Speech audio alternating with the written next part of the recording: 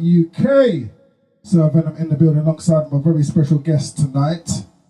A singer, songwriter, presenter. What have I left out? Fashion designer. Fashion designer. Entrepreneur, let's just say. Personal trainer. I see you on Instagram in the gym. So, yeah, you have to add that, you know. Yeah, we've got loads of things to talk about. You understand, so. So right now, you warmed up yet? I'm ready. Alright, cool, because it's a bit cold outside. Oh my gosh, it is freezing outside. How are you with snow? Did you enjoy the snow over the weekend? I never left my house. Why? Because I was just feeling really rough. And I just did not want to go out into the winter weather. Well, I was out with my son having a snow fight. And oh, lovely. So I had a good time. You have to. It doesn't come around that often. It's true. I just looked out the window and said, oh, how wonderful. So you mentioned like you're a presenter. You've got the Egypt show going on right now. Yes, so before we even get into that, hi guys, I'm Egypt. How are you? Yeah, sorry, that was my fault. That's how I know you interview people, because you know what to do. You're doing my job. So right now I'm just going to put down the mic and let Egypt interview herself. Imagine. Yeah, so tell her, who is Egypt? So I am a singer-songwriter from London. I have been singing from the tender age, I would say, probably about 12. That's when I wrote my first song. I've grown up in a family of singers and musicians as well. And it's definitely just my passion. It's a gift that was given to me by God. So how early on did you realise this gift? Like I said I used to drive my family crazy, like singing all the time, like literally every single day. And I realised like very, very early on, around maybe 6 or 7, and like I said, I wrote my first song when I was 12. Okay. Yeah, so I began writing and obviously just started to figure out what my voice was, find out, you know, that's one of the biggest challenges I find, because there's so many clones out there. Do you know what I mean? Like talent-wise, artist-wise, everyone just sounds the same, you know. And to find your own sound is definitely, you have to go on a musical journey. You have to. So, like growing up, who were your early musical influences growing up? I definitely love Whitney Houston. Okay. You know, like every young girl loved Whitney. Like I love Whitney. She was just fantastic, just amazing. There's no one that will ever be like her. And she just had a presence about her. Her vocal range and ability was just out of this world. And one of my biggest influences was Lauryn Hill. My favourite film is Sister Act 2. That's my favourite film. Lauryn Hill's my favourite. She's like my favourite person of all time, because she can act, rap, sing. Just so versatile. Yeah. She just has so much to offer, and it's just, to me, you know, it's just a shame that she's not releasing new music. Yeah. I feel like the world needs it. I really, Especially really do. now. Yeah, definitely now. But I had the pleasure, the honour to meet her. Did you faint? No, I didn't. No, it wasn't that kind of experience. It was just more like, I just felt love. I just felt this like energy. Yeah, I just felt this energy. I felt she's just very special. Her presence is just something else. Almost like regal. Yeah, definitely. She's a queen in my eyes. I don't know about anyone else. Definitely, 100%. Yeah. So you said you wrote your first song about 12. Yes. So that's when you like fully like decided this is a path that you wanted to take, or? 100. The thing is, I always said that if music didn't work out for me, I'd be a lawyer. And the reason why I said that was because I am a fantastic negotiator. Okay. Even if you say so yourself. Yeah, no, I am. No, I really am. And I'm great at, you know, getting my point across and fighting my corner, which is amazing. So if I was representing someone, I would always win. Okay. You're looking at me like, okay. That's fine. I might have some work for you. There you go. So when I'm old and grey, who knows? Like, you know, if I just wanted to just go and do that, I would do that. But yeah, no, it's definitely always been a passion of mine to do that side of things. Yeah. But you decided to go down the music route. 100%, and I would never look back. Well, that's good. So what was the next step for you? 12, you wrote your first song. Did you record it, or was it just? Did I I record it? I believe I did actually. I recorded quite a few songs because, like I said, my family's in music, so I was never short of a studio. I always had an outlet, and that's what I think is lacking as well. When you're creating music, to have a hub, to have somewhere that you can go, even if you don't have a setup in your own home, it allows you to grow, you know, and I've always been fortunate enough to have that around me, thank God, because that definitely develops my sound as the years have gone on. So what, can you remember the first like song you recorded? That you Can I remember it? Yeah, I do actually. Do I even remember the words? Give us a little sample, so Alright, let me see if I remember it. It sounds really young. So it goes, boy, you make me feel so good inside. You are always there for me to find the way you feel makes me something the way. Something like that. I just remember those little words. But imagine that was like my first song. What did I know about boy? Boy at 12 years old, hello? You clearly knew something, you're right. No, I didn't. I just think it was just listening to like other singers and stuff like that. Yeah, of course. So where are we now? We're mid-90s or late 90s, or don't expose your age. No, I would never do that. I don't even know when that was. I'll be honest with you. Let's swiftly move on. Swiftly moving on. So what music, growing up at them times, what music were you listening to? Was it like R&B? Like I said, so I did like R&B. Like I said, Lauryn Hill. Who did I love?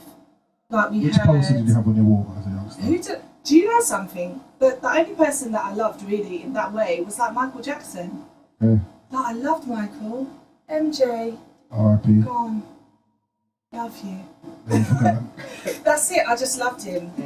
Amazing. There will never be another Michael Jackson. Doesn't matter how many people that try. He's just influenced many, many generations, and he will continue to do that. But yeah, he was on my wall. Nobody else. No one else, really. just Michael. Yeah, I just loved him. I went to his concert. Oh, did you? Yeah, no, I went to Dangerous. I fainted. You didn't faint when you met Lauryn Hill, but you fainted when you went to Michael Jackson concert. Seriously, and my auntie. Where were you? Were you even anywhere at the front? I was right at the front. Okay. Like free, How old are you? rows. I was. No, that's it. Look at you. You're so sneaky. I'm not even, no, seriously, because they don't know what you were. I was young, like really young, and that's why I fainted. So you missed the concert? No, well, basically, I fainted, and my auntie just cussed me. Basically, like we got there obviously so early. We was like one of the first ones, and then we lost our space. But it wasn't so far back. We didn't get so far back, but I remember that day. We loved it. It was amazing. It's the most exciting. Why are you looking at me? Oh, because you fainted, isn't it? Like, I've never met someone that's been that excited to faint at a concert. What do you mean that's excited to faint at a concert? Yeah, I've never met anyone that's like proud about it. Not proud, I've just never met. I was really young. I was like, baby. It's cool. It's Michael Jackson, isn't it? If it was anyone else. Exactly. Do you understand, man? It was Michael. Exactly. It was Michael. So you can get a little play. Come on, listeners. Like, just a little play. I'm going just to a do little some one. snapping as well at the same time. So what's your earliest memory of house music? Before we even get into funky house, were you a fan? Were you like? Was I a fan of house music? 100%. Like I used to love going out. Yeah, like you are asking me some serious questions because I was raving. Like, I shouldn't have been raving. Clearly, I was too young to be. Raving. But I was going. But yeah, so I went to. Where did I go? I went Coliseum a couple times. Okay. Yeah. So were you a garage fan as well? I loved garage. I said garage was the first. Loved garage. That was the introduction. Yeah, like my favourite song is one of my favourite songs is Cure in the Cause. Is that what it's called? Yeah. Yeah, Cure in the Cause. And I love Miss Sound. I'm like, ooh, in now you're in. You can't shut, get pop like. Love that. Love a bit of Dynamite. Yeah, of course. And one of my favourites. So tell me, what is your problem? Big tune. Can we sing that tune? Big tune. Listen, DJ. Don't put me on the spot like that. DJ. I'm asking the question. You should know this, DJ. So you're a garage fan? Yes, 100%. A garage raver? Yes. I would say yeah. Yeah, of course. Can you remember your earliest memory of like funky house now? Like, can you remember? My earliest memory of funky house. Well, here's the thing. You see, with music, for me, music is ever evolving, and you know, obviously, funky came from garage and that kind of thing, and like Afrobeats come from funky blatantly, and most of the sounds are just derived from, you know, music that we all grew up on. My earliest memory of funky, I don't even know. Like, what was my first song that stood out to me? You mentioned the Q and the Cause. I think that was like the first kind of real funky kind of that kind of vibe going in. Yeah. I think that was most people's introduction to like funky house, because that was the biggest tune. Yeah, I would say And like, to me, as a DJ, I remember that was my first like funky house tune that I probably had. Do you know what I mean? Yeah. That I could actually say it was a different genre. Right. Do you understand? Right, that kind of stood out. Yeah. Yeah, it was definitely a different vibe. But obviously, your big tune in the morning. Yes. That took the UK scene by storm. Yes. A funky house classic. Yes. Talk to me about the process of this tune. How did you link up with her? How did it come about? Okay, so a good friend of mine, Junior, he's really good friends with Fuzzy Logic. So them guys, they grew up together, and he always said to me, look, you need to work with him. Like, he's really talented. He's, you know, like, he knows everyone. And I said, all right, let's make it happen. So sent me over some beats, and the first record that we actually recorded, it was good, but it wasn't.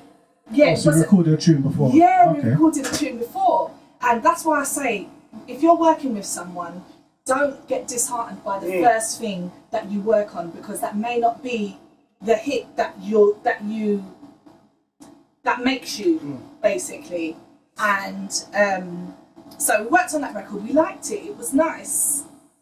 But do you hear what I'm saying? It was nice. It was nice. But it wasn't the one. But it wasn't the one. So, but you still, obviously, you felt an energy with him that you could actually keep. 100%. Yeah. So then obviously the tune that he sent me in the morning, well, the instrumental of In the Morning he sent me, and it just had this energy. It was just so different to what everyone else was doing, and just the vibe, just the tune on its own as an instrumental was a banger, like just on its own. So you can't, like, it's undeniable. Basically. When the beat drops in the club, it just goes nuts. Yeah.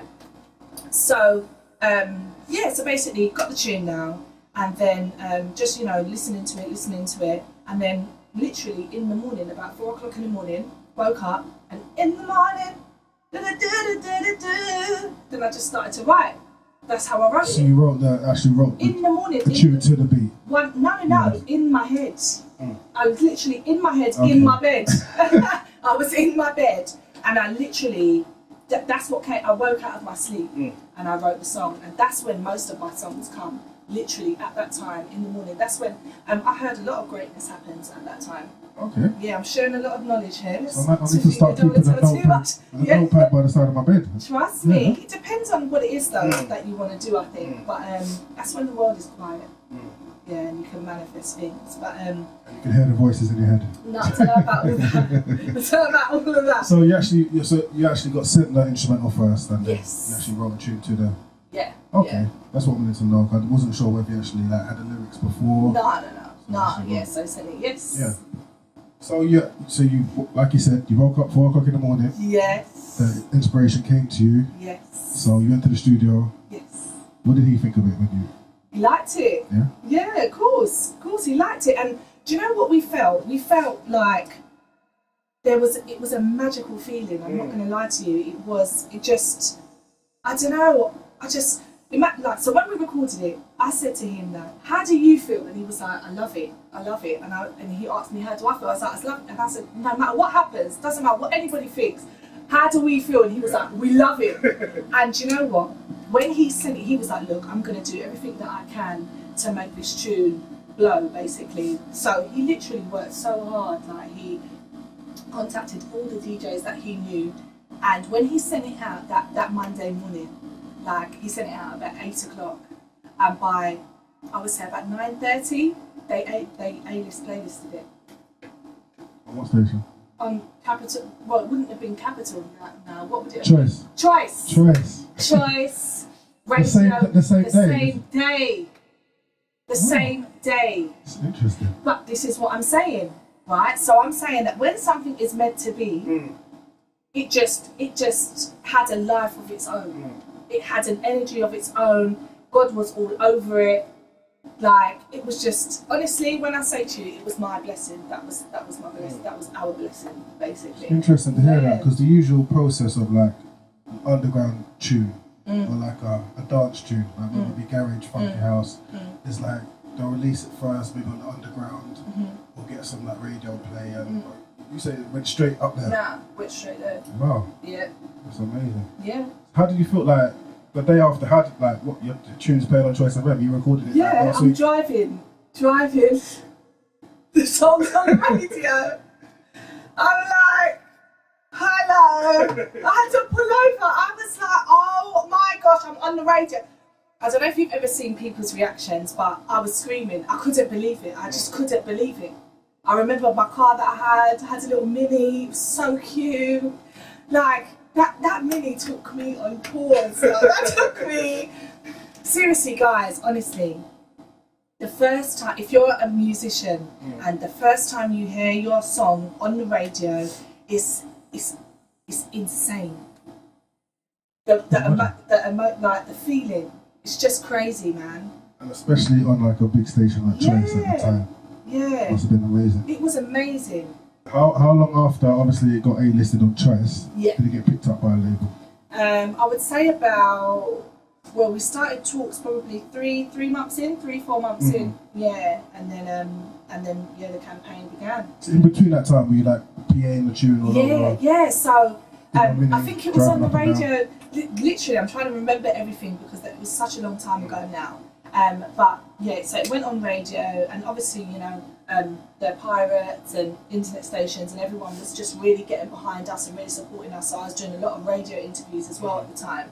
And the love is just, I can't even say the love was real, the love is real. Like, I constantly get that love, like, every single day. So then my first show, I think, was a comedy show at like a university or something like that at the time. And I was so nervous. And the thing is, in that setting, no one tells you that no one's going to sing. Because they're not dancing, are they? They're literally it's sitting. a comedy show, yeah. They're sitting down. Yeah. And for that to be my first show, it was really tough. Like, it was really tough. And like, when I got on the mic, I was like, hi everyone. And like, a few people were just like, hi. I was like, okay. Well, you thought you were a comedian or something. I don't know, but I was so nervous, I'm not going to lie. I was really, really nervous. And obviously it's not the first time that I've performed, but to that magnitude, it was a lot of people. There was like hundreds and hundreds of people there. But it was nerve-wracking. But do you know what? It basically prepared me for what was to come. Because I smashed my performance, like killed it. Yeah, smashed it. And everyone went nuts at the end. Like, they were stamping their feet, they got up, they were clapping. And I felt so loved, like, and I thought, it taught me that just because people are quiet doesn't mean that they're not listening, and it doesn't mean that they don't like you or they don't feel your vibe or think that. Especially in this country, we're more reserved. We're so reserved. If we go to America, they're shouting and hollering from the rooftops. That's how they are. But in this country, we're a lot more reserved. You know what I mean? So, what was the first place you performed that you actually got the feedback of people like singing along? Can you remember that? And how it felt? The first, I don't know about the first rave. Do you know what? Someone that supported me from the beginning was DJ Cameo. Okay. And he put on so many events. And this is the thing, in this business, you need people that are on your side, that believe in you, that believe in your craft, that will go to war for you. Because without that, it's very difficult to make an impact. Do you know, it's so hard. Especially back then, because this was like the times before like social media was really... Do you know how hard it is to work like social media is a job.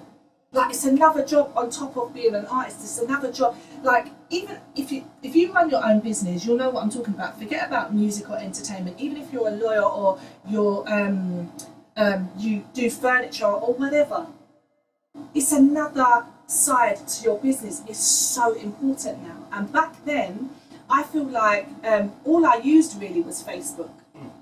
So I used Facebook, and a little Twitter was just coming in at the time. But was it MySpace days or? Yeah. So no, it was after. Yeah, exactly. So I been, didn't even put like in the morning on MySpace. It wasn't. Yeah, we were coming out of that. But I feel like even as an artist, you know, you're not always big on every single platform that you put out, because different people receive music in a different way. So you might smash Twitter, but Instagram, people are not really feeling you, and then on Facebook you're blowing up, but SoundCloud is quiet. You see what I'm saying? So it's really how you interact and how people perceive and receive you. So and it is a full-time job. It's a you're telling me it is a full-time job, but I do love it though. I wouldn't change. But you were saying, like you said, because obviously prior, this was before like Instagram, definitely. Yes. So way before, yeah. And like as you were saying, DJ Cameo proper supported you. 100%. It was probably just the crossover time, and before that, when it was probably the garage days. Yes. You needed DJs. You really did need it. You couldn't get your tune out there. No, you couldn't. Because if you wanted a tune to be heard, you had to go and find a DJ to play it on radio. That's right. Because it wasn't like, even before, pre-YouTube days. Yes. Like, whereas now you can put your tunes on SoundCloud, YouTube, send them to these 24-hour music video channels, do you know what I mean? Yeah. Whereas then it was a lot harder. So you did need support from yes. DJs, and you did say DJ Cameo did support 100%. Yeah. Many, like, to single him out is like the DJ Pioneer, Super D, so like there's so many people got behind Egypt as a brand. In the morning, Fuzzy Logic, so many people were supporting us, and we wouldn't have the success that we have today without them. That's a fact. Like, that's a fact. Like, you know, many people don't realise that there's many cogs to the wheel, like many cogs to being successful, do you know what I mean? And having managers and just family members and friends that will ride for you. Like, there's times where, you know, you have to go on the road and no one can come. So what are you going to do? You're not going to turn up to your show, you have to go. Like, I've never missed a show. Never missed a show. Like, I love what I do. Like, I love it. And like, people will come up to you and be like, I love you. And I was like, and they actually really do. Like, you can see the love in their face. Like, they love you. Like, they love what you do and how you make them feel. Do you see what I mean?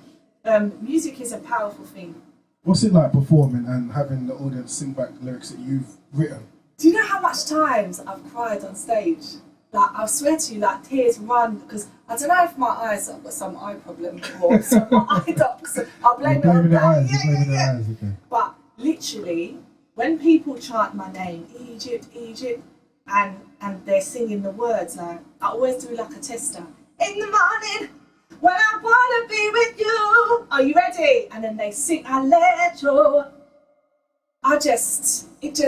My heart, man. It just warms my heart. Seriously, I can imagine. I feel so loved. Even as a DJ, when we're playing the tunes, and we pull down the fader and let the crowd sing, the energy we get back, for us, it feels, because that's what we do it, to entertain the people. So getting that energy back is amazing for us. So I can imagine it must be times 10 for you as an artist. It's the same though. I would say, do you know what? It's the same thing, because as a DJ, I've even learned, like, I've done a bit of DJing myself. All right, I'll let you take on. So I've done a little bit of DJing myself, and you have to control the people that are listening to you. You have to control their vibe, their mood.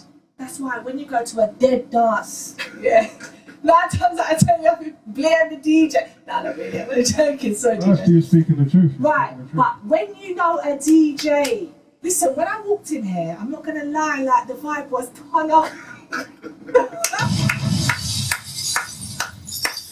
vibe was turn up. It was though. Because you can DJ, like, you were playing some tunes, I was like, oh my gosh, I remember this, and some of the tunes you was playing, I didn't even know, but they bang. Like, proper tunes. And that's a good DJ is a gift. That's a gift that you have. Like, you hold the crowd in your hand. Like, you know when you know a good DJ, when you play like, oi, I'm here for the beat. You know when the dance is too mad, you have to lock that tune. You have to turn that tune. You have to turn the tune off because the crowd will go crazy. So after you recorded, after this tune had mad success, did you feel that pressure to obviously make it in the morning part 2, like a follow up, like something? So here's the thing. So this is it now. So the reason why, so when I see people, some people are like, what happened to you? Where did you go? Like, we haven't heard another record, this, that and the other. When I was making, when I was riding the wave of In the Morning, no one really said to me, make sure you have the next record ready. I was so in a bubble. Like, I was doing Radio 1, I was doing Kiss FMs, I was doing festivals, I was doing everything. Like, I was the one. You was on that wave. I was on that wave, and I was the artist. You know, when you come into this business, everyone might say, well, why didn't you have it ready? I didn't know. Sounds like you didn't have time. I didn't have time. Like, it got to the point where I was doing 10 shows a week. 10 shows. Some days I didn't even sleep. I missed my flight to the Mobos. Like, I performed was at that the when it was in Mobos. Scotland? Yeah. Okay. So I performed at the Mobos twice. Yeah. Because remember, we had another top 10, top 5 single. I think it was like number 1 at one point. It's called I've Got Soul. So that was a charity single that I did with Chipmunk, Bashi, so many artists was on that record. It was an amazing record. It did so well. But yeah, so I performed twice at the Mobile Awards. But imagine that. So I had a show in Birmingham the night before, and I said to my manager, all right, let's leave. So we got back at 6 in the morning, and I think our flight was, let's say, maybe 9 or 10. And you woke up at 2. I said, no. I said, I fast up myself and said, all right, I'm going to park the car in this parking thing, and then you get a shuttle thing. But I should have just parked in Terminal 5. That's what I should have done. But I didn't. I decided that I knew it all and that I was going to park in this place. Wrong move. So basically, slept for 1 hour. I shouldn't have bothered. I should have just went. Anyway, got there, and then when we got to the place now, because the shuttle took long to take us to the airport, and they said, your name's still on the flight, but your manager's name's been taken off. And I was like, what? Like, but I'm going to the Mobos. I can't be late. Like, please. Literally begging the people. And like, we were flying business class. It was a lot of money. Like, and I was like, I had to pay again. I was so annoyed. But I just thought, do you know what? This is life. And it made me realise, like, do you know what? For me to miss a flight, I must be doing something right there. You know? Like, I thought, yeah. If you're saying it was 10 shows a week, it must have been... It's insane. But do you know what? It proved to me that this was definitely my passion. This was my love, and this is what I was born to do. And it just reconfirmed that every time I was booked to do something, every time I did a sold out show, every time, you know, like I said, people would come up to me and be like, I love you. And, you know, it just proves that when you're working on something and you have to have that belief in yourself, you have to have that belief in your team, and have the vision also. And when you have those things and you have the support, because that's definitely what I had and what I have now, it definitely creates something special that will transcend time. Because imagine 9 years later, I'm on Flames Radio talking about In the Morning. It's a classic, and that's what it is with classic music. You know, it lives on. It stands the test of time. Yes. You know what I mean? So that the tune still gets the same reaction it did back then. Now. Imagine. Do you know what I mean? Imagine that. So, yeah. So after all these performances, all of it, like you said, you didn't have time, or you didn't think about the follow-up tune. Yeah, like, you know, a couple of people did say, like, what's your next tune? But I wouldn't say that, you know, we were ready. Like, I wasn't ready. Like, I didn't, and I should have been. And that's definitely one of those things where I said that will never happen again. But remember, we're all learning, isn't it? Like, when you're put into a situation and you don't expect things to blow up that quickly, you have to become like a soldier. You have to be ready, and kind of learn on the job. Right, and that's what I did. I learned on the job. But no, I have released music since then, and some of the music has done well. Like I released a track with DJ Pioneer, that was called Stronger. Do you have Stronger? I've got it on my phone. Yeah, well we can play it. Yeah, we'll play it later on.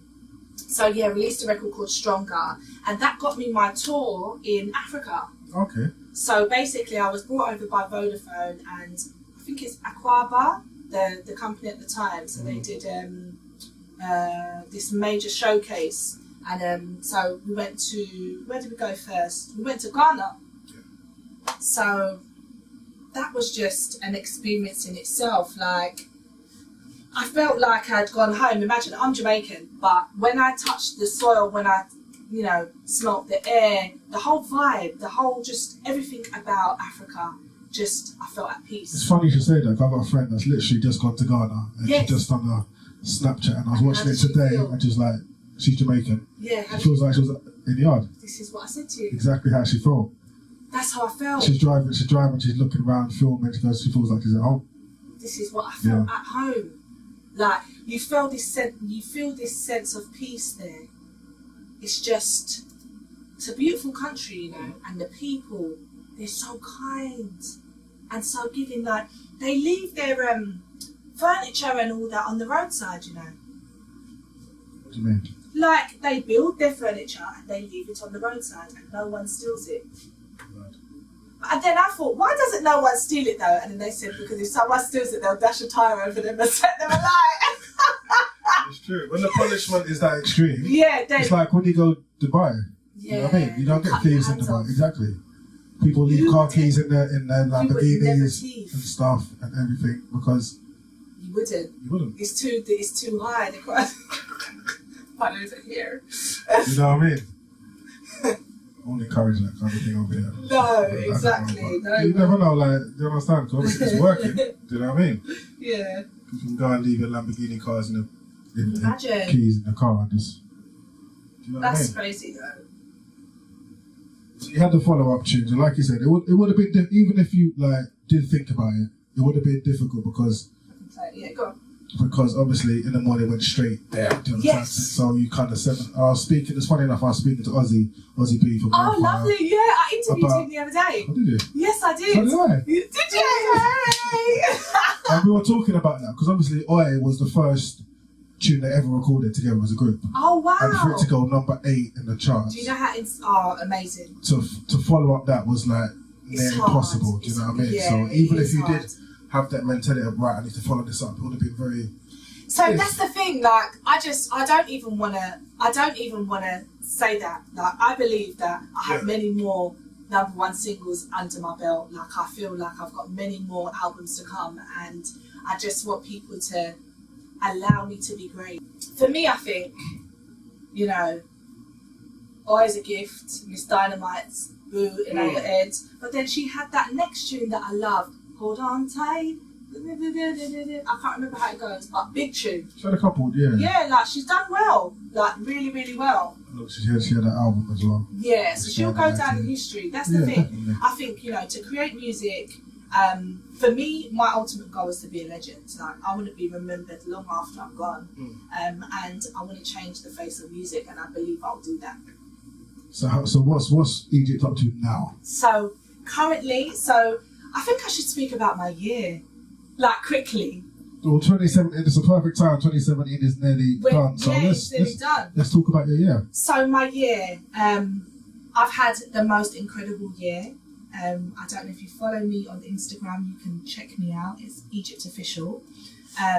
So my year started out, I signed a new deal, and I decided that so I had a new record, so it was called My Everything, and it was produced by Gavin Francis and Miles. These guys are from Belgium, really, really talented producers and DJs. Like, they travel the world, they play in massive festivals, arenas, and that kind of stuff. And they produced this dance record for me. It's kind of like garagey, two-step kind of thing. It's called My Everything. And I wanted to go on tour with it, and that's how much I believed in it. I felt like it was going to do something great.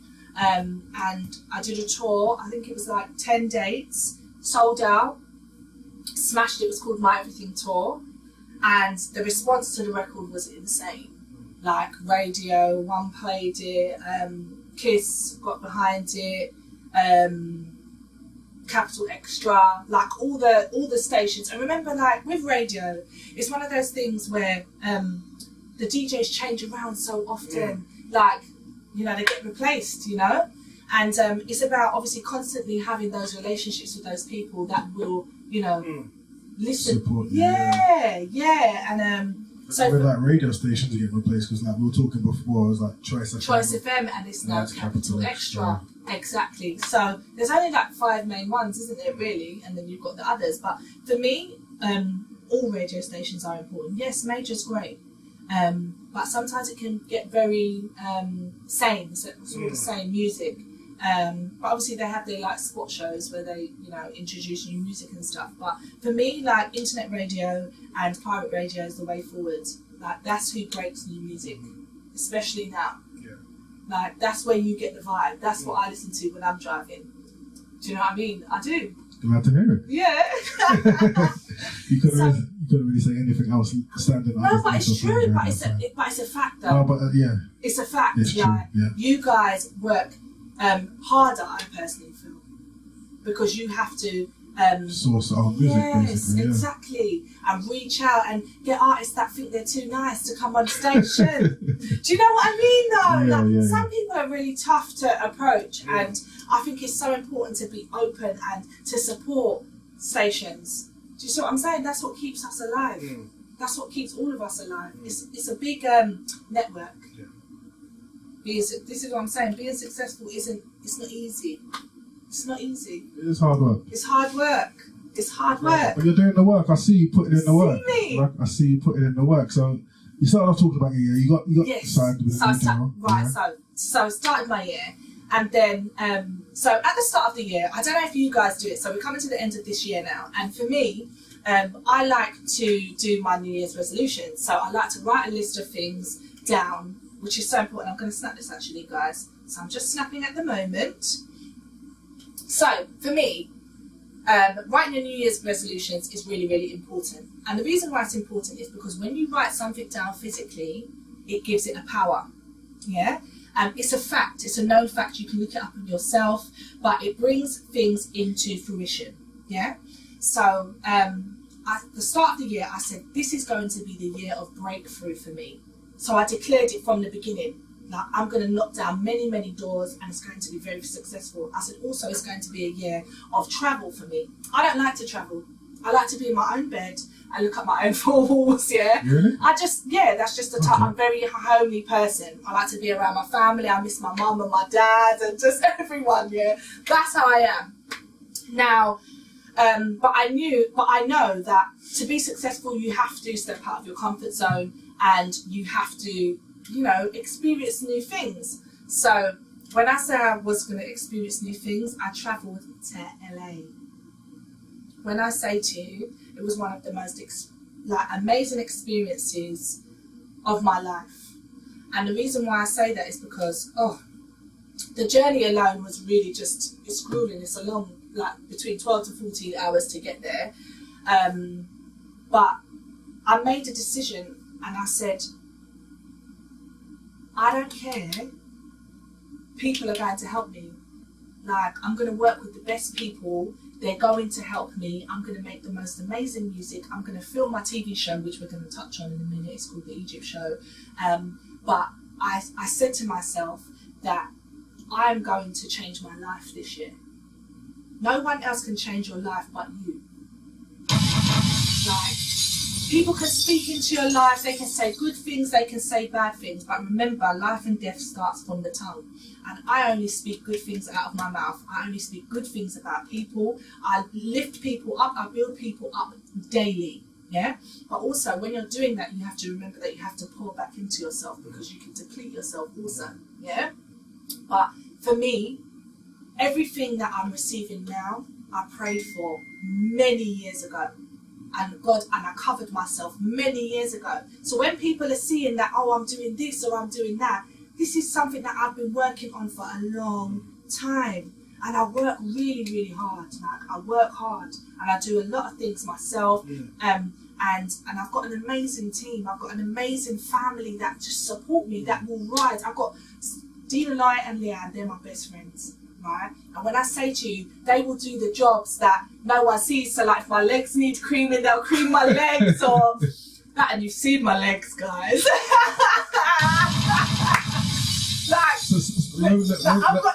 Shout them out again. So, who's responsible for Egypt's legs? So, shout them out again. Leanne and Dina Lloyd. When they're glistening, when they're shining. Yes. Yeah, but most importantly, like they are like my managers. Like, so if I put on events, they run the floor, they run everything, they make sure everything runs. They deal with problems that no one else sees.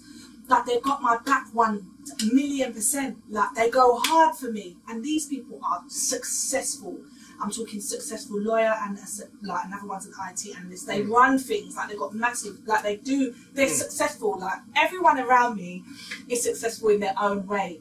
Like that's what I only deal with people that are, you know, just striving for greatness in all that they do. And that's what it's about, like surrounding yourself with great people and people. It doesn't matter that they don't do music, but they just love me and they believe in me and they will do whatever it takes so that I can succeed. And without that, it's really tough, you know. I don't know how it can be done, but you need a network. Yeah, it's important, like you mentioned, a network, and as well surrounding yourself with like-minded people who've got the same motivation as you 100%. And the same. Do you understand that can push you and help you up? And definitely, it's important to surround yourself with people like-minded people. Do you know what I mean? 100%. Definitely important. So. Got signed. Let's talk about the Egypt show now. Right. Question me, because I'm a chatterbox. Like I said, it's great. Do you know what I mean? So the Egypt show, I've seen little bits and pieces of it. You've been interviewing people. 51st Day, I saw you there. I saw you at the UMAs the other day. Yes. Big up Jordan Kenton. Yes. Big up Jordan. Yes. Shout out to Jordan, man. Yeah. Jordan has definitely been one of my massive influences. So in 2010, I believe, I won Best Female at the Urban Music Awards. Yeah. So, and I didn't even know him then. And like literally, he was like, "Do you know how much people voted for you to win this?" And he showed me the statistics, and I was just blown away. Like I couldn't believe that so much people voted for me to win in that category. So it was a blessing. And ever since then, like his family love me. I love them. They're so kind, and we've done many things together since then. So. Yeah, I feel like he's a good guy. He helped me out a lot because when I can't remember what year it was, but he did put me on it was the UMAs. It was like a tour. Oh, amazing! Around the country, he put me on a lot of events around the country, and that was really good for me. To understand. So he's a good man. He's a good man. He's a good man. Big up Jordan. Yeah, big up Jordan. So back to the Egypt show. So the Egypt show came about, and it was really hard for me actually because to say that you're going to have a show and have your name in it, like you have to be rather bold.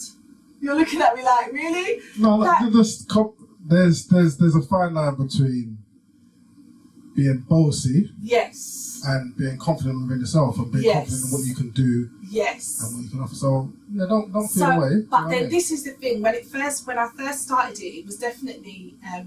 I had to question myself at that time. I thought to myself, all right, what is this going to be about? Because I didn't just wake up one day and say, all right, this is what I'm going to do. Like this was something that God put in my mind 2 years prior to it actually coming out. I had many meetings before that, and I tried to get investors and people to get involved in it.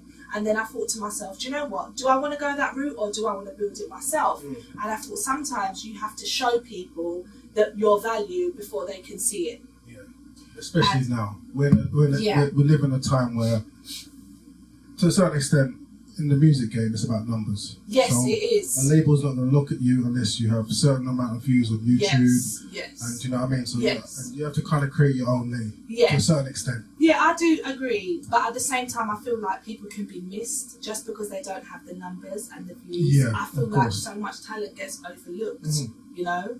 And that's why I feel like the Egypt show is so important, because I love talent. I love to hear great singers. I love to hear great rappers. I love to see actors. I love to, do you know what I mean? But it's the Egypt show is mainly a red carpet event at the moment.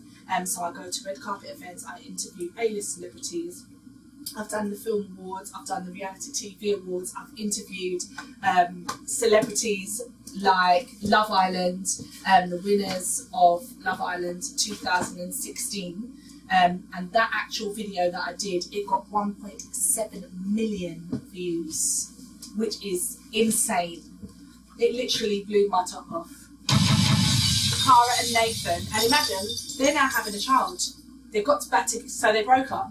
Were you responsible for getting them back together? Was it you? Yeah, it was me. Okay. You heard it here first. Exactly. But no, it's so nice to see that obviously love wins in the end. They're having a baby and they're starting a family. And to think I was a little bit a part of it, you know, I had a bit of history, I filmed them, and that's the most exciting interview they've ever done in their life. Like, check it out, guys. The Egypt show interviews the winners of Love Island, like on YouTube, or go to my website, www.egyptofficial.com. Check it out, it's amazing. Okay, so when you first started the Egypt show, what did you want to achieve? What was the direction you wanted to go? What was the end goal? For me, the Egypt show is ever evolving. So I interview talent. So whether you're a DJ, whether you're a singer and artist, whether you're an actor, for me, I want to get the best out of you in a short amount of time. So even if it's 2 minutes long, I'm going to make you, because I'm so like outgoing, like I don't know if they just feel comfortable with me, they just say, do you know what I mean? They just tell me stuff. Yeah, they just tell me stuff, and it's nice. It is nice that they feel so comfortable and open with me. But ultimately, I'm going to declare it. I'm going to speak it into existence. My show will be a daytime TV show, 1,000,000%. And there's going to be many sections to the show. And it's going to have, obviously, Egypt Sports. That's what I've been building over the years. So Egypt Sports, it gets thousands of views. It sees me doing my squats, my workouts. My body has literally transformed. I'm slim, but I've got a shape, and I'm building up my muscle. But I don't want to get too big. That's the thing with working out, you know. But yeah, so check out Egypt Sports, hashtag Egypt Sports. You'll see what I mean. And there's a 20-minute workout on there. And you'll see your body change if you stick to it. But for me, it's about being healthy. It's about what you eat. It's about taking care of yourself. And everything that I do, I have to be very aware of branding. So I brand everything, you know. Yeah, but my interviews are doing really, really well. I interviewed Mary the comedian the other day, and that's got like 1,700. Yeah, like it's doing good. Like I'm just happy that people love what I'm doing, and the love, you know. It's real, like so much, thousands of you guys rock with me, you know, year in, year out, and support what I do. And I'm just truly grateful, man. I'm grateful to just be sitting here talking to you. And I'm grateful for you coming on my show. I had a chance to say thank you. Yeah, thank you for coming on the show. Thanks for having me. No problem. Anytime, you're more than welcome to come on Flames Radio. Do you know what I mean? So how long are we on for? Because how long have we been chatting? Is that the right time? 11:27. We can sit here and talk for hours, but we're going to wrap it up soon anyway. So we'll just finish it talking about your year. So was the Egypt show? Yes. Anything else? Yeah, so I travelled. I did Thailand. So I filmed the Egypt show in LA. I filmed the Egypt show in Thailand, and I filmed the Egypt show in Cyprus. So I was booked to do Ayia Napa this year, which was amazing. Have you done that before? Yeah. Okay. Yeah, definitely. Cameo brought me out there. Okay. DJ Cameo brought me out there years ago. But that was another experience. Like the scene has changed as well. Like, and the music that they listen to has changed. But to think, like I said, my song is still tearing up, like still till this day. So, so a listener, who knows? Yeah. So, but yeah, just for me, as much as you know. I don't like to travel. It makes me feel good that people book me to go to other countries. Yeah. You know, people don't even speak English and they're singing the words to your song. How is that for you? Can you imagine? Yeah. Like, they can't speak English, but they know every lyric to your song. They know every lyric to your song. Like, do you know that when people travel, they message me and say to me, like, I've met this person in Thailand. Someone went to Thailand the other day and said that I know this person. They played them the song. I was like, this is my friend. They messaged and I was like, look at this picture. They love you. They know all the words to your song. They were singing. It just makes me feel good, you know. And I just, you know, I want you guys to continue to rock with me. I've got so much more new music. Like I said, I've been working on my album this year. I'm super excited to share it with you next year, 2018. So date yet? Not yet, but I want to release something in like January, February. So yeah, something early on. I really just want to be consistent with my releases and my videos and stuff like that. And just like my projects as well, I feel like we need icons in this country that look like us, that represent us in a respectful, loving, spiritual, you know, great example. That's what we need, as far as I'm concerned. Icons, and role models. 100%. So I will say continue to rock with me. I'm going to declare it because I am. No,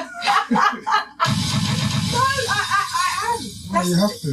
Like you said, you've said it more than on one occasion during the interview. You have to talk things into existence. Exactly. And be positive. And love yourself enough to share it with the world. That's where I'm at. Love yourselves, guys. So before we go, what can we expect on this new album? So you can expect. So I'm going to put a funky tune on there. Like, I believe that funky's, 1 million. 1 million. Denelle started a campaign the other day. That's bringing back UK funk. So bring it back. Yeah. I'm ready, you know. Are you ready? I'm ready. So what, you produce, yeah? No, I don't. I play. But I'm saying I play. Wicked. I will support the Awesome. cause. Oh, I'm all for it. So, 100. So definitely a funky record. I'm going to do some soulful house. I'm going to do some R&B. I'm going to do some soul. Like, I'm a singer. I'm a singer first. Yeah, guys, you just need to follow me. Just watch what I'm doing and putting out there. You know, follow the Egypt show. # Egypt Sports. What else have we spoke about? Like, have we covered everything? You told me.